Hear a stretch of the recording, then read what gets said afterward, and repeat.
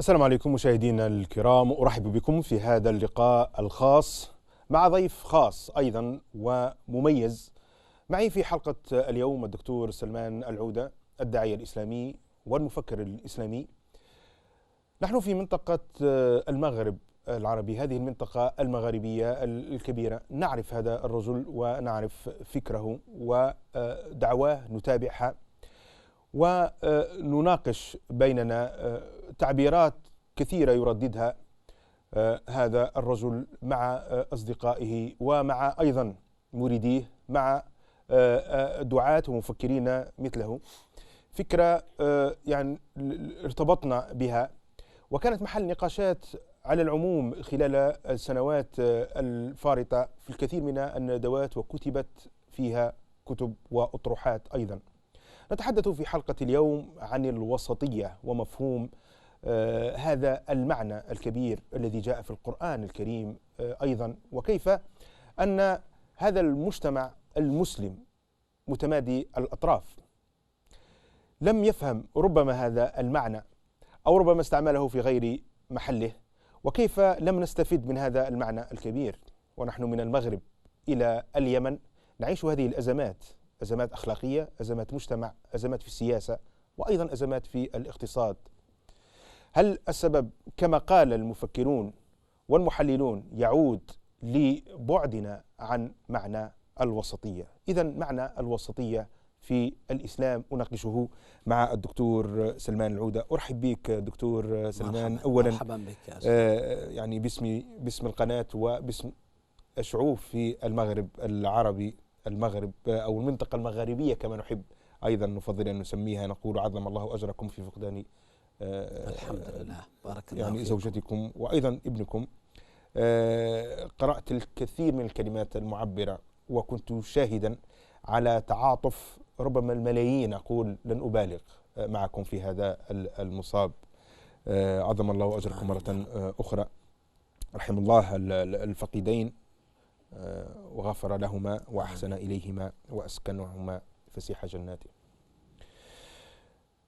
ما قرأت مقالا أو كتابا يتحدث عن وضعنا الاجتماعي والسياسي والاقتصادي الذي هو في تدهور إلا ووصلت بأي كاتب ومفكر إلى مفهوم الوسطية، وأنه كل أسباب محنتنا هي ابتعادنا عن هذا المفهوم. وعندما تفتح القرآن الكريم هذا الكتاب، نعم، تجد قوله تعالى: وكذلك جعلناكم أمة وسطا. صدقت. لماذا نبتعد عن الوسطية وهي في قلب كتابنا ومعتقدنا؟ صدقت. بسم الله، الحمد لله والصلاة والسلام على رسول الله وعلى آله وأصحابه أجمعين. أشاطرك الترحيب بأهلنا في المغرب العربي الكبير، حيث يمتد الكسكسي يوجد المغرب. بالفعل، يعني من المغرب حتى ليبيا، حتى موريتانيا، حتى موريتانيا. نعم. أما الجزائر العظيمة وشعبها العظيم، المغرب العظيمة وشعبها العظيم، تونس العظيمة وشعبها العظيم، ليبيا العظيمة وشعبها العظيم.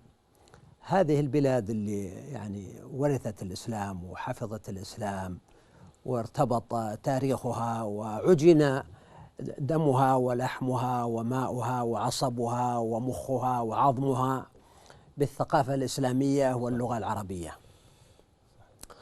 هذه الشعوب هي الوسطية.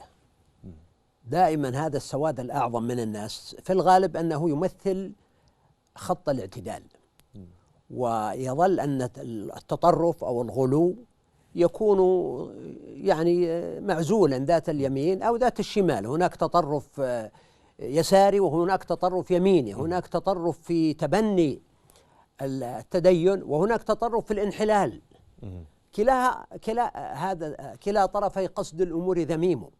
وربما مرت ببعض شعوبنا في المغرب والمشرق بعض هذه النزعات والنزغات، ولكنها لا تستقر. هي مثل اللص الذي يتم مطاردته أيا كان منطلق هذا التطرف، إن كان تطرفا يعتمد على ثقافة دينية أو تطرفا يعتمد على الانحلال والإلحاد. في القرآن الكريم أشرت للآية العظيمة التي هي أساس استخدام هذا المصطلح. لو بحثنا من أين جاء مصطلح الوسطية الذي كتبت في كتب وأطروحات علمية، نعم. ماجستير ودكتوراه، وأصبح يعني أصبح شعارا يردد. الوسطية، لو أراد إنسان يعبر أحيانا عن جمل كثيرة جدا اختصر بأن يقول أنا وسطي أو أدعو إلى الوسطية، وهو يقصد الدعوة إلى الاعتدال، يقصد الاعتدال في كل شيء، في كل شيء. الاعتدال أوضح من الوسطية صراحة. ولذلك يعني لما تبحث عن كلمة الوسطية لا تجد إلا هذه الآية الكريمة: وكذلك جعلناكم أمة وسطا. ولكن أنا ألحظ أن الآية هذه مرتبطة بمعنى آخر، لأنه قال أمة وسطا لتكونوا شهداء على الناس ويكون الرسول عليكم شهيدا. إذن خطر في بالي معنى ولعله صحيح أن الوسطية هنا مرتبطة بالشهادة على الناس، أمة وسطا لتكونوا شهداء. إذن الوسطية تستدعى بشكل خاص في الشهادة على الناس، لأن الشاهد يجب أن يكون محايدا. فإذا افترضنا هذه الأمة القوية العزيزة التي لديها المعرفة ولديها التقدم في ثقافتها وفي أخلاقها وفي اقتصادها وفي تصنيعها وفي كل أدواتها وحضارتها، هذا التاريخ الذي ربما هو تاريخ مضى ولعله يعود أو يعود جزء منه. هذه الأمة من ميزاتها التي وصفها الله بها أنها وسط، لأنها تشهد على الناس، بمعنى أن هذه الأمة لا تنحاز ولا تظلم ولا تنظر إلى الجانب السلبي أو فقط أو الجانب الإيجابي فقط، وإنما تحاول أن تكون شاهد عدل على طول شهود زمان. عدول. يعني لما نتحدث الآن على سبيل المثال عن الحضارة العالمية، أنا لا أسمي الحضارة الغربية أو الحضارة المسيحية كما يقول البعض، هي حضارة إنسانية ولنا فيها سهم، غنيمة لنا فيها سهم. طيب هنا منتجات هذه الحضارة يفترض أن شهادتنا أن ننظر باعتدال وننظر إلى جانب الإنجاز وجانب العطاء وجانب التفوق وجانب الإبداع وجانب الابتكار وجانب التسهيلات الإنسانية. هذا جانب إيجابي عظيم. ولا أنظر فقط إلى مثل إنسان يدخل المدينة فينظر فقط إلى مكبات النفايات، لا، أنظر إلى الجانب الإيجابي. ولكن أيضا لا تنسى أنه هناك نقاط معتمة وهناك نقاط مظلمة، وحينما نريد نحن أن نقتبس هذه الثقافة وهذه الحضارة علينا أن نقتبسها وفق معايير ووفق أطر ووفق ضوابطنا وثقافاتنا الخاصة. نحن أمة متخلفة في العلم، متخلفة الآن، يعني القراءة، في الاقتصاد، في الإبداع، وأيضا في السياسة، إدارة الأمور.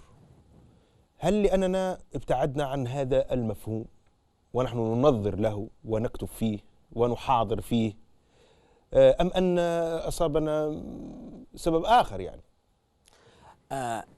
ربما كيف لنا هذا المعنى ولا نتقدم؟ نعم، هو شوف الآية الأخرى لو ربطناها: كنتم خير أمة أخرجت للناس.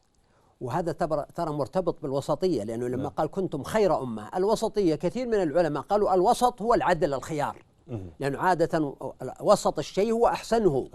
يعني مثلا لسنا نحب البرد الشديد ولا الحر الشديد، لكن الجو المعتدل مثلا. وهكذا مثلا الطول، الإنسان لا يحب الطول الفارع ولا القصر الضائع، وإنما يحب بين ذلك. فغالبا أن الوسط يمثل مرحلة فيها توازن وفيها إيجابيات كل طرف. فالآية الأخرى وضحت لما يقول الله سبحانه وتعالى كنتم خير أمة، لكن لاحظ كلمة كنتم. وهذه عمر بن الخطاب رضي الله عنه لفت نظره هذا التعبير، لأن كنتم أحيانا تستخدم عن الماضي، كان فبان، كان شيئا. فالله تعالى قال كنتم خير أمة أخرجت للناس، وربط الخيرية بالأمر المعروف، النهي عن المنكر، الإيمان بالله. فهذه ثلاث خصال لا بد أن تتوفر في المؤمن: أن يأمر بالمعروف، يأمر نفسه وغيره، وينهى عن المنكر، ينهى نفسه وغيره، ويؤمن بالله. طيب، إذن لما يقول كنتم معناه أنه هذا فيه لفت نظر انه لا داعي لما توفرت تلك الشروط كنتم. أيوة نعم. كنتم، لكن لا داعي لأن نهرب دائما من كل مقارنات بالحديث عن الماضي، استدعاء الماضي، أو أن نعيش في التاريخ. يعني الأئمة والعلماء الذين نحن نتغنى بأمجادهم، العالم الإسلامي كله تقريبا، في المغرب العربي غالبا الإمام مالك، هناك طبعا الشافعي، أبو حنيفة، أحمد، هناك المذهب الظاهري، هناك عشرات المذاهب الموجودة، الأوزاعي وفقهاء المدينة السبعة وغيرهم. طيب هؤلاء الأئمة الذين نحن ننقل مروياتهم ونتغنى بهم عرفوا عصرهم وتعاملوا معه وعرفوا وأبدعوا فيه. أيوة، عرفوا نعم. الإيجابيات وعرفوا الفرص التي تجددت ولم تكن موجودة من قبل فاستثمروها، وعرفوا نقاط الضعف فحاولوا تجنبها ومعالجتها بحكمة، وعرفوا يعني ما يسميها المغاربة بالإكراهات، أن هناك ظروف مستجدة. اليوم أحدثك قبل قليل عن يعني شاب لقيته وسألته سؤالا: طيب تصوتون في الانتخابات في أوروبا لمن؟ فقال لي: نحن لا نصوت في الانتخابات. لماذا؟ قال: والله أنا لي رأي أن هذا لا يجوز وهذه مشاركة. طيب يعني أنتم رقم لا يستهان به بالفعل، وإذا استطعتم أن تنظموا وجودكم وتتعاملوا بوعي مع واقعكم، هذا سيجعل الآخرين ينظرون إليكم ويحاولون إغراءكم ويقدمون لكم وتكونوا جزء من هذا المجتمع الذي تعيشون فيه، بدلا من أن تعيش على الضفاف سوف تعيش هنا في الوسط في المعمعة. صحيح هذا سيجعل أنك تتحمل أشياء ليست كما تحب، لأنه الواقع لا تصنعه أنت وإنما تصنعه أنت وغيرك. فهذه الأمة إذا لم تستطع أن تتعامل مع مستجدات الواقع بوعي، نرجع هنا أمة وسطا لتكونوا شهداء على الناس، إن هناك منتجات سياسية، تقنية، إلكترونية، إعلامية إلى آخره، هناك فتوح هائلة في هذا المجال، رياضية، فنية، إبداعية. صحيح. هذه لا يمكن أن الإنسان يشيح يوجه عنها أو يلغيها بجرة قلم، وإنما لابد أن يتعامل معها وفق مبدأ قرره العلماء، وممن قرره الإمام مالك ثم الشاطبي، وهو من أيضا السادة المالكية، في قضية المصلحة والمفسدة، وأن الإنسان عليه أن يراعي المصالح والمفاسد، وأحيانا لا يمكن أنك تحصل المصلحة إلا ومعها بعض المفسدة، ولكن المصلحة أكبر. في الواقع السياسي، وما دمنا نتحدث عن واقع المسلمين، واقع الاجتماعي وأيضا الاقتصادي أو ما يسمى الاقتصاد الاجتماعي، إلا ويجرنا الحديث عن السياسة وإدارة الحكم، وأنه إذا مرضت هذه الإدارة مرض يعني الكل، يعني القلب، هذه هي القلب. نعم. إذا صلحت صلح الجسد كله، وإذا فسدت نعم. فسد الجسد كله. وتطورت عبر التاريخ الإسلامي مفهوم إدارة الحكم، وأصبحنا نتحدث عن الإدارة بمفهوم الإسلام السياسي. ظهر هذا المفهوم الإسلام السياسي وتحدث فيه الناس عن الوسطية أيضا فيه، لكن نحى الكثير ممن ينتمون إلى هذا المفهوم إلى التطرف أيضا، والآخرون ذهبوا إلى ما يسمى مفهوم الإرجاء أو ترك السياسة وترك. فبين التطرف والإرجاء والتطرف الآخر، كنت قد قرأت في صغر من السنوات كتاب للشيخ القرضاوي، الصحوة الإسلامية بين الجمود والتطرف. نعم.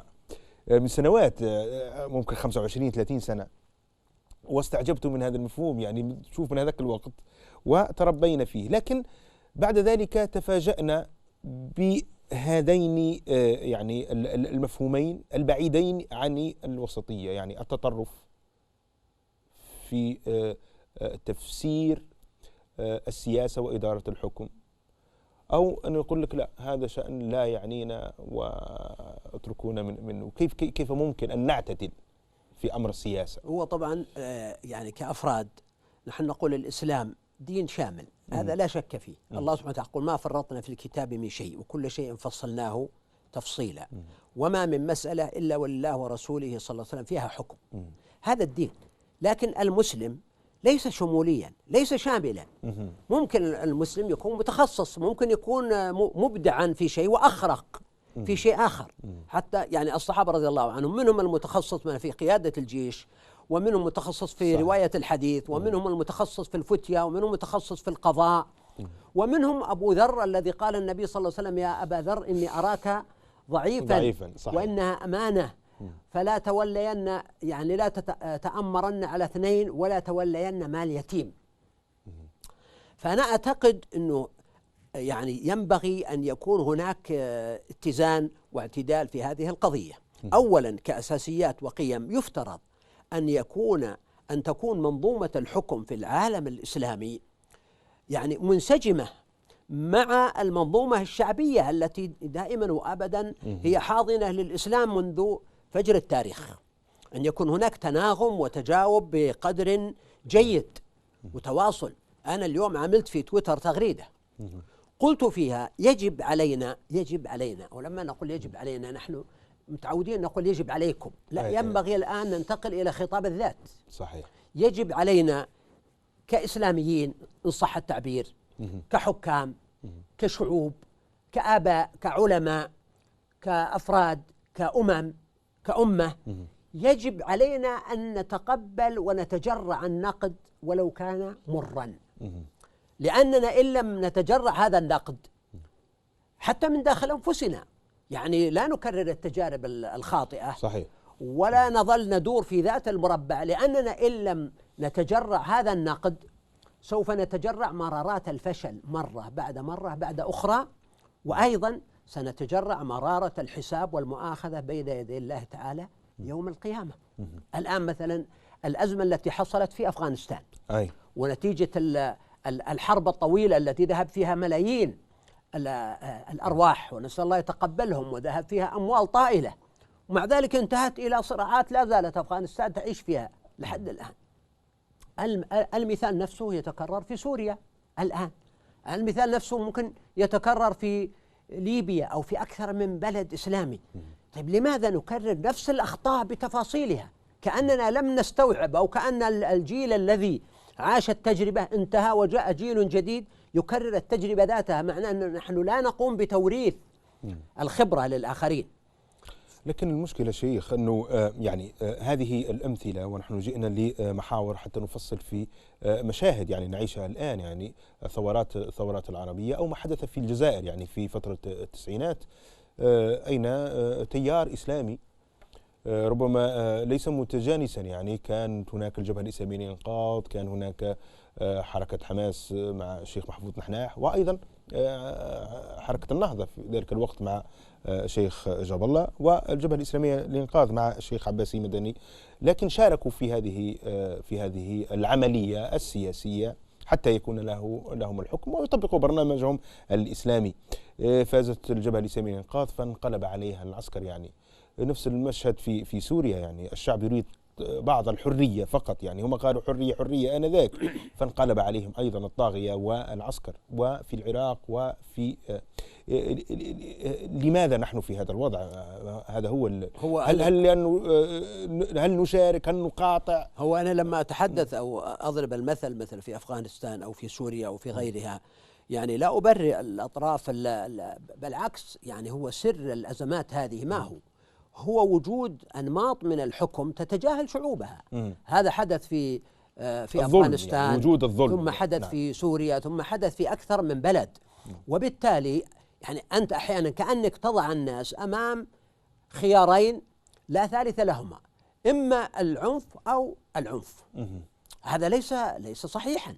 يعني الماء بطبيعته سيال ويجري، فهذا الماء إذا لم يجد طريقا سهلا فإنه يتحول إلى فيضان، إلى طوفان، إلى يعني بدل من أن يكون للزرع والري والشرب والانتفاع، يتحول إلى أن يكون للإحراق والإغراق والتدمير. هذا شيء طبيعي، هذا شيء فطري. ولذلك لما نتحدث عن الغلو الذي يعاني منه العالم اليوم، يجب أن لا نقول أن والله الإسلام هو سبب الغلو. نصوص الإسلام طول التاريخ كانت هي النصوص التي تضبط إيقاع الإنسان وتحمله على الاعتدال وتحميه من الغلو والتطرف ذات اليمين أو ذات الشمال.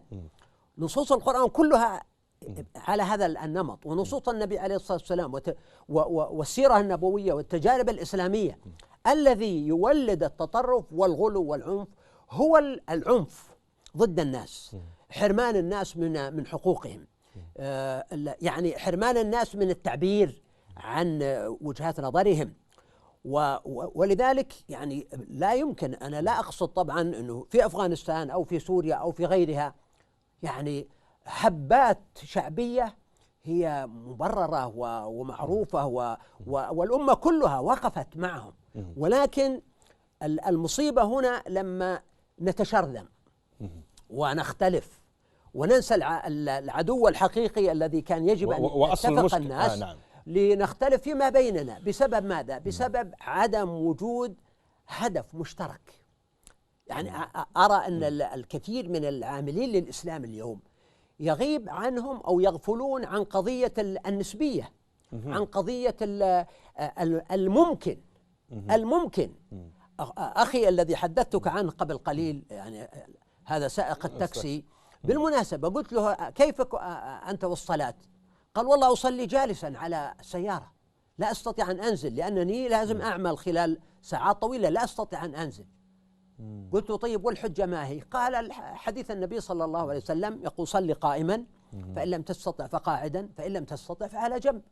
قلت له جميل، أنت الآن عملت بالممكن، فقه الممكن في أعظم ركن بعد الشهادتين وهو الصلاة. وأنا يعني هذا كيف في حياتك يعني؟ طيب كيف في حياتنا العملية والسياسية؟ لماذا نحن يعني نفكر أننا سنحصل كل ما نريد ونتجاهل أن هناك إرادات عند الآخرين نقيض ما نريد؟ فأرى أنه ينبغي أن نحرص على أن نفهم الواقع والقدر الممكن منه. يعني عمر بن عبد العزيز رضي الله عنه هو بعد الخلفاء الراشدين وفي المئة الأولى بعد النبوة يعني، ومع ذلك كان يعني يتدرج بشكل كبير جدا في الإصلاح، خطوة بعد خطوة بعد خطوة. فكان عنده شاب يعني متحمس عمره تقريبا 17 سنة من أبناء اسمه عبد الملك، فاستأذن عليه وقال له طال عمرك أبغاك في موضوع خاص. قال ما عندي إلا عمك. قال لا أبغى لوحدك. قال حتى عمك؟ قال نعم. فأخرج عمه وبقي عمر بن عبد العزيز يعني عنده لهفة أن يسمع من هذا الفتى المتحمس الفقيه الغيور. ما الذي تريد أن تقوله؟ قالوا يا أبتي ماذا تقول لله سبحانه وتعالى إذا وقفت بين يديه يوم القيامة وقال لك يا عبدي رأيت معروفا فلم تأمر به، متروكا فلم تأمر به، ورأيت منكرا فلم تنهى عنه. هذه الوسطية. نعم. فسأله عمر بن عبد العزيز سؤال سياسي، قال له هل في أحد وصاك؟ في أحد قال لك الرسالة دي تبلغها لي؟ قال لا والله ما أحد قال لي، هذه من عندي غيره عليك. قال له اسمع يا بني، والله لا أبالي لو غلت بي وبك القدور في ذات الله. يقول أنا ماني بخايف لو وضعوني في قدر وسخنوا الماء وغلوني، ما يهمني، أنا ما عملت الشيء هذا خوفا على نفسي، ولكني أراعي قدرة الناس على التحمل، وأخشى أن يعني أحمل الناس على الخير كله جملة فيدعوه جملة. ولذلك أتدرج معهم ولا أزال كل يوم أثبت معروف وكل يوم أرفع منكر حتى ألقى الله تعالى. ممكن ما أصل للشيء اللي أتمناه، ولكن المهم أني ماشي في الطريق. فأنا أرى كثيرا من إخفاقات العالم العربي والإسلامي اليوم، خاصة إخفاقات الحراك الإسلامي والحراك الشعبي، هي ناتجة عن أنه يبغون الكل. أيوة، ناتجة عن طموح لم يفهم أو يقرأ الواقع وإمكانيات الواقع، ولم يستحضر القوى الأخرى الموجودة، والتي كثير منها قوى لها حقيقة ولها حق، وبعضها قد تكون قوة متربصة وقد تكون قوة متآمرة، لكن أيضا مفروض كل هذا يوضع بعين الاعتبار. في هذا المفهوم يعني فقه الواقع، فهم الواقع والتدرج كما ذكرت دكتور، هناك أنا أسميه يا أستاذ فقه الممكن. هناك من يتهم أنه يتخذه حجة للممارسة السياسية بغية المشاركة في السلطة والامتيازات، ومتهم الكثير من الأحزاب الإسلامية بأنها تهادن النظام وربما تتورط معه في ظلم الناس. حدث في بلدان عربية أنه شاركت الأحزاب مع السلطة وشاركت في ظلم الناس أيضا، لكن بفتوى أنه نحن لا نستطيع أن نصل إلى السلطة، إلى كل السلطة، لكن نشارك فيها لكي نغير من الداخل. فإذا بهم تغيرهم من الداخل وأصبحوا أكثر قربا للسلطة والمتسلطين منهم إلى الأصل. كيف ممكن أن نوازن وأن نحافظ على المبدأ وعلى الفكرة والدخول في معمعة السلطة؟ ولذلك الحقيقة هنا أيضا نحن نجد الوسطية أمامنا. يفترض أن يوجد في كل مجتمع يعني علماء، فقهاء، مؤسسات فيها قدر من المعيارية وقدر من النأي بنفسها، لا تمثل جماعات إسلامية ولا تمثل السلطة، وإنما تحاول أن تكون راصدا وتعطي توجيها وتعطي إرشادا. هذا رقم واحد. رقم اثنين، علينا أن ندرك أن الذي يتعرض لمثل الأشياء دي هو عرضة لأن يتغير سلبا كما تفضلت. وكثير من الناس يذمون المنصب، فإذا أتيح لهم أسرعوا إليه وأهطعوا وربما وانغمسوا فيه ربما تخلوا عما كانوا يدعون إليه. صح. وهذا معروف حتى عند السلف، يعني يقول: يا جاعل العلم له بازيا يصطاد أموال السلاطين، احتدت للدنيا ولذاتها بحيلة تذهب بالدين. انه كان الانسان يتحدث هذا ما قصدته مثلا. ايوه. فهناك نمط من الناس، وهذا يعني هذه فتنة. وهناك ايضا نمط ثالث وهو الخطأ، يعني الذي ينزل في هذا الميدان ليس يتحرك وفق نصوص ولا وفق محكمات. هم احيانا يقولون السياسة فيها نوع من القذارة احيانا، ولذلك كثير من الناس ينأى بنفسه عن الانغماس المباشر أو اليومي في السياسة، ويحب أن يكون بعيدا، وربما يمكن هذا من الحكم على الأشياء بالقول أنه هذا خطأ وهذا صواب وليت يفعل كذا وليت يفعل كذا. ومثل هذا النوع يجب أن نحتفل به، النوع الذي ينأى بنفسه عن الخوض في غمار السياسة مباشرة وأحداثها اليومية، ولكن هذا لا يعني أنه قد اعتزل في صومعته، وإنما هو موجود ويقيم الأشياء ويحاول أن يقارب. سددوا وقاربوا كما قال الرسول عليه الصلاة والسلام. قد يوجد ممن يدخلون في هذا الميدان من يجتهد ولكنه يخطئ في اجتهاده، وربما يتراجع يعني يوم من الأيام.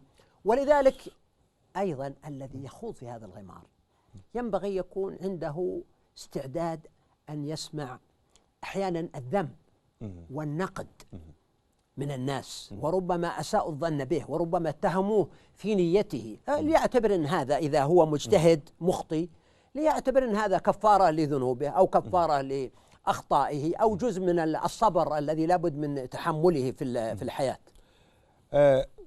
جريتني لذلك الجالس في المسجد والذي يعتبر أنه خلق لكي يعبد الله بذلك المفهوم، وأنه لا علاقة له بشؤون السياسة ولا يحب أن تكلمه عن الحاكم أو أن تغير من الحاكم، وهو يفهم أنه ما خلقت الجن والإنس إلا ليعبدون، بأن يلتزم بالصلاة والصوم والزكاة والحج. وهذا الآن في السياسة، في العمل السياسي، يقولوا هذا سلفية ومرجئة وكل هذه التوصيفات. كيف نتعامل مع الحاكم في الإسلام؟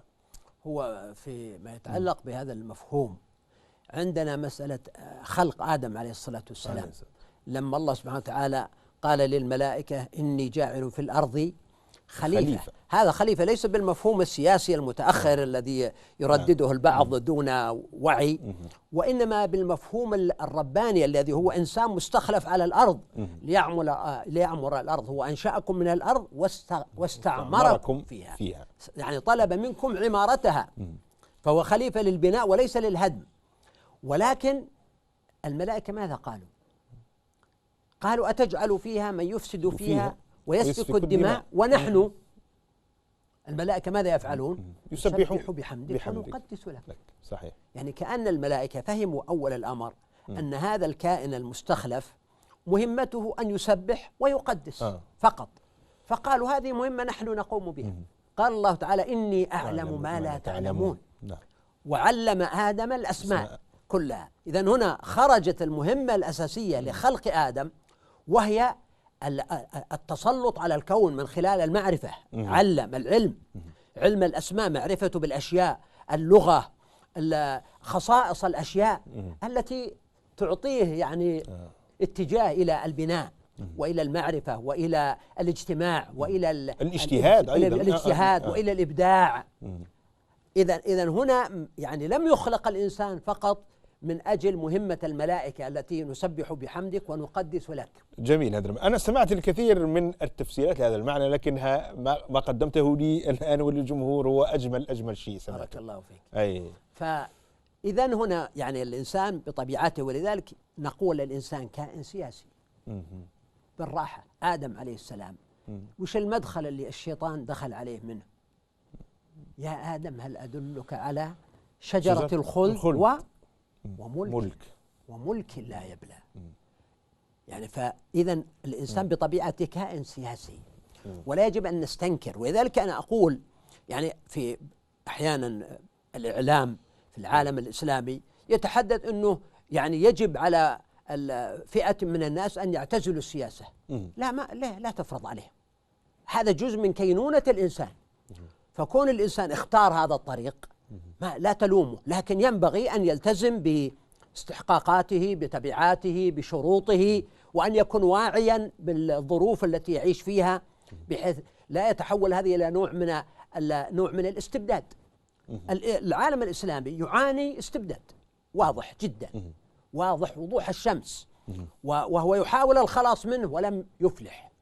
لكن يجب أن نقول أيضا نحن كإسلاميين يجب أن نكون يعني حريصين أن نكون بمعزل عن أن نمارس نحن استبدادا آخر باسم الشريعة أو باسم الدين، لأن هذا سيكون شرا. يعني هناك استبداد باسم الدنيا لكن يقاوم والذي يذهب فيه شهيد.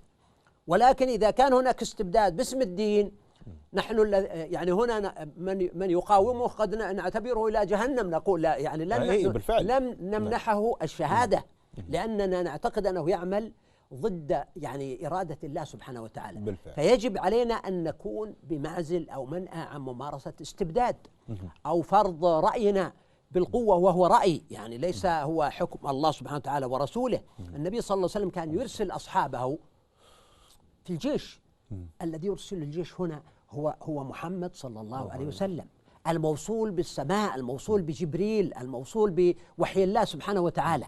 فيقول للجيش ويوصيهم، يقول يعني إذا يعني أردت أن تنزل أهل حصن على حكم فلا تنزلهم على حكم الله ورسوله، لأنك لا تدري هل تصيب فيهم حكم الله ورسوله أم لا. صحيح. ولكن أنزلهم على حكمك وحكم أصحابك.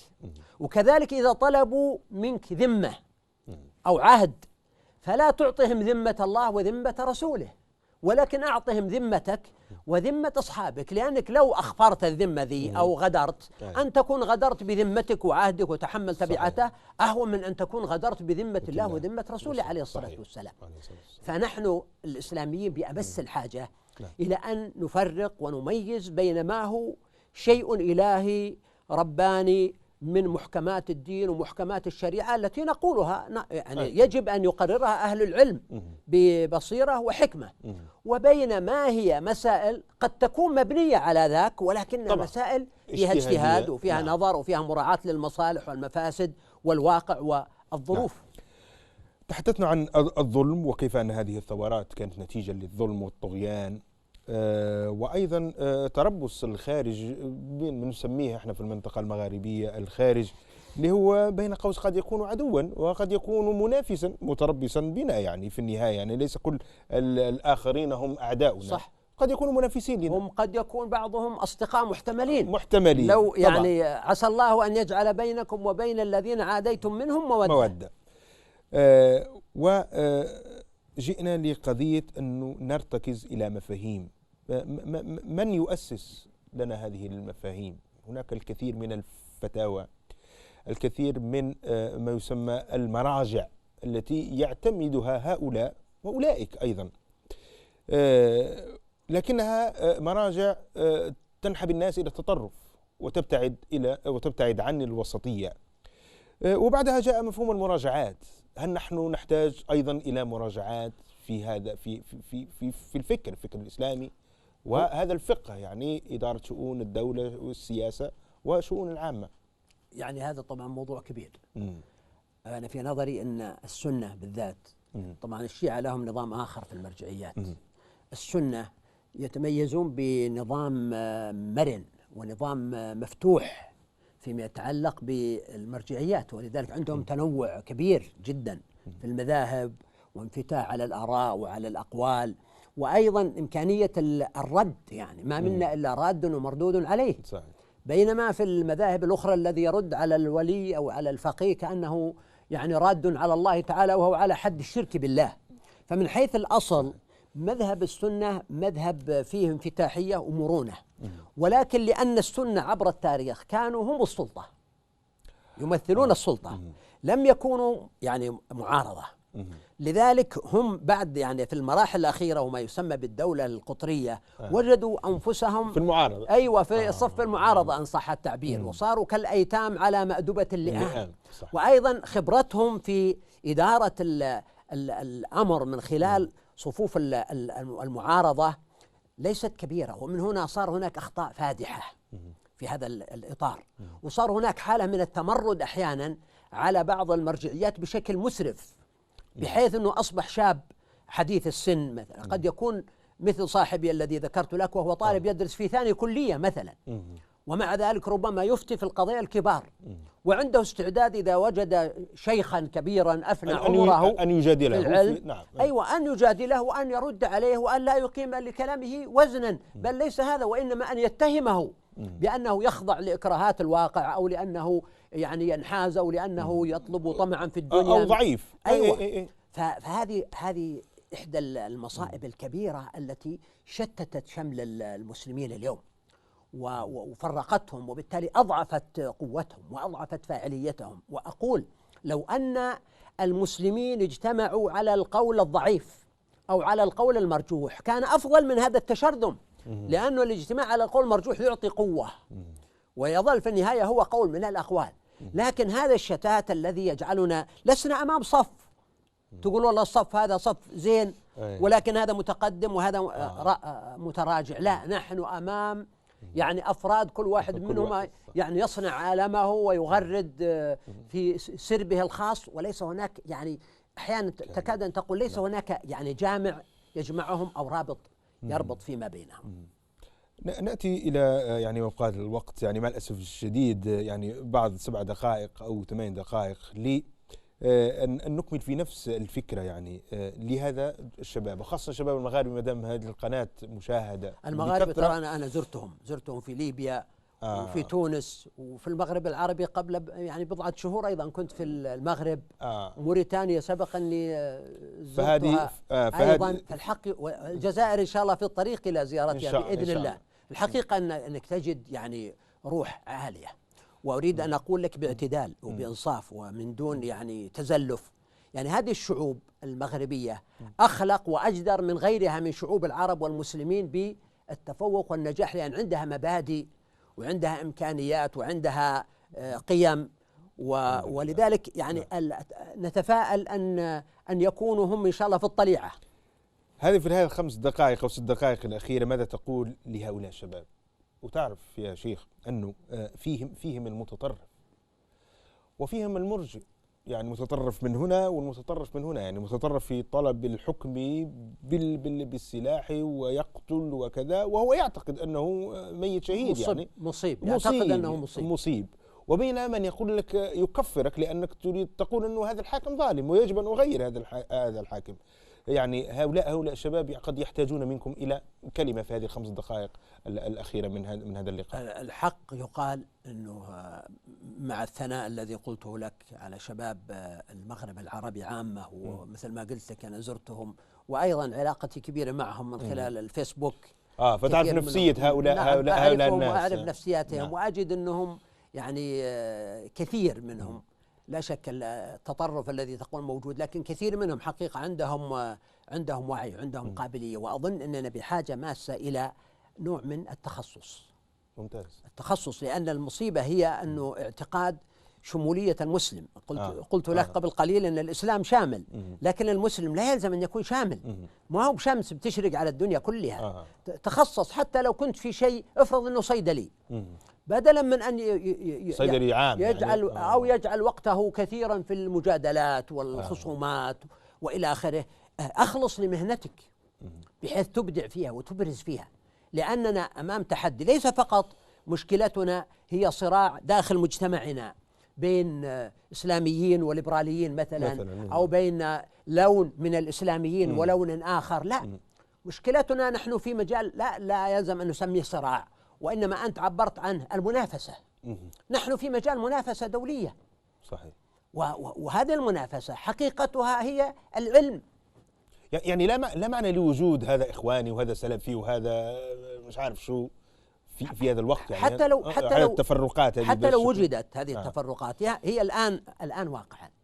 فأنا أقول عندنا في التاريخ هذا حنبلي وهذا مالكي وهذا شافعي وهذا حنفي وهذا أوزاعي وهذا ظاهري، هذا موجود في تاريخنا، وليس في قضايا فرعية أو اجتهادية، وإنما في العبادات نفسها، في الطهارة، في الصلاة، في الزكاة، في الصوم، في الحج، في لب الأركان الإسلامية وجدت هذه المذاهب. ومع ذلك كان مثل الإمام الشافعي يقول: قولي صواب يحتمل الخطأ، وقول غيري خطأ يحتمل الصواب. مفهوم عظيم أنا جدا. أقول يعني إذا نظرت إلى نفسي وما أنا عليه، كنت خليقا أن لا أقول كلمة الشافعي، وإنما أقول قولي خطأ يحتمل الصواب، وقول غيري صواب يحتمل الخطأ.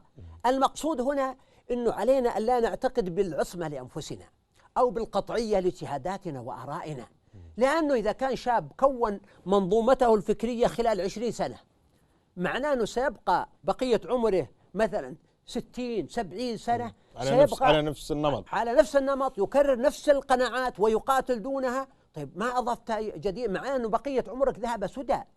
يجب أن يكون الإنسان، والنبي صلى الله عليه وسلم نفسه يقول: إني والله لا أقسم على يمين فأرى غيرها خيرا منها إلا كفرت عن يميني وأتيت الذي هو خير. هذا الرسول عليه السلام يقسم، يحلف بالله على شيء معتقدا أنه خير، ثم يتبين له أن هناك ما هو خير منه.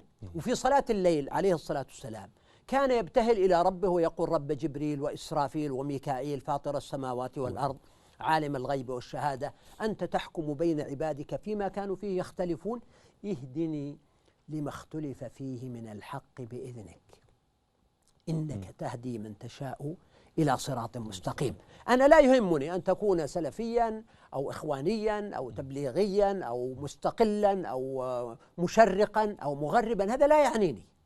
الذي يعنيني ألا تكون متعصبا لما أنت عليه، وألا تجعل هذه الروابط بدلا من أن تكون سببا في المزيد من التواصل أن تكون سببا في القطيعة بينك وبين محيطك الذي لا يشاطرك هذا الانتماء الخاص. هناك الانتماء للأمة، هذا معنى عظيم. هناك الانتماء حتى للوطن والشعب. البعض ربما يستنكف من كلمة الوطنية، لا، الوطنية كلمة جميلة، والولاء والوفاء للوطن مبدأ صحيح. والله يسمعوك بعض السلفيين أعرفهم سيكتبون فيك مقالة. الوطنية هذا شيء حق يا أخي. طبعا شوف، في ما هو أبعد من ذلك. الله سبحانه وتعالى في القرآن الكريم ذكر لنا قصص الأنبياء وقال: وإلى عاد أخاهم هودا، وإلى ثمود أخاهم صالحا، وإلى مدين أخاهم شعيب. إذن نحن كلنا البشر الذين يعيشون على ظهر هذه الأرض كلنا أبناء رجل واحد هو آدم، وامرأة واحدة هي حواء. إذن بيننا أخوة دم، بيننا أخوة نسب، وهذه الأخوة العامة البشرية الإنسانية لا تمنع وجود أخوة أخص، وهي أخوة الدين والإيمان. إنما المؤمنون إخوة فأصلحوا بين أخويكم. وهذه الأخوة الخاصة بالإسلام لا تمنع وجود أخوة أخص، وهي أخي من أبي وأمي ضمن العائلة مثلا. فهذه كلها درجات. وفكرة القطيعة مع الناس من حولك، القطيعة مع الإنسانية البشرية كلها، القطيعة مع المختلف، مع أبناء بلدك، مع أبناء هذا ليس صحيحا. ينبغي أن نتواصل مع الآخرين وإن أحسنوا أن نتقبل إساءتهم، أن إحسانهم، وإن أساءوا أن نرفض إساءتهم، وأن نسعى في إيصال الخير إليهم. وطوبى لمن جعله الله تعالى مفتاحا للخير مغلاقا للشر. يعني هذه يعني أجمل كلمات ربما نختم بها هذا اللقاء الخاص. إذا عندك إضافة لهذا الشباب، يعني والله عندي عنوان الحب، إني أرسل لهم الحب، ولكل فرد منهم سواء لقيته أو لم ألقه، لكن الحب في الله، الحب في الله معنى جميل ومعنى رائع، ومعنى يعني في الحياة أن تحب الناس. ربما تلقى واحد منهم في قطار أو في مطار أو في مكان أو في الحج في بيت الله الحرام أو حول الكعبة أو تراسله أو يراسلك من ذكر أو أنثى أو كبير أو صغير. ينبغي أن نتعاطى معاني الحب في الله، وأن نتجنب ضد ذلك من مثلا التباغض أو سوء الظن الذي يعني يفسد القلوب ويفسد الإخاء ويفسد المودة. النبي صلى الله عليه وسلم علمنا كيف نتعاطى الحب وكيف نعبر عنه. إذا أحب أحدكم أخاه في الله فليخبره أنه يحبه، فيقول إني أحبك في الله. والنبي صلى الله عليه وسلم علمنا كيف نرد هذا التحية بمثلها وأحسن منها، فنقول أحبك الله الذي أحببتني فيه. لكن لو أن إنسانا قال لك أنا أبغضك في الله، كيف ترد عليه؟ تقول أبغضك الله الذي أبغضتني فيه؟ كارثة، هذه كارثة. لم يعلمنا النبي صلى الله عليه وسلم هذا التعبير، تعبير البغض، لا ابتداء وهذا خير ولا ردا، وهذا خير. هذا رب العالمين، وهذا رسالة نبوية. نعم، وهذا خير ما نختتم به. أشكرك جزيل الشكر شيخ الدكتور سلمان العودة على هذا اللقاء الخاص وهذا اللقاء الممتع. إن شاء الله نكون أفدنا من يستمع إلينا إن شاء الله. مشاهدي الأعزاء، انتهى هذا اللقاء الخاص. ألقاكم إن شاء الله في لقاءات أخرى من برامج المغاربية. إلى ذلكم الحين أستودعكم الله وإلى اللقاء.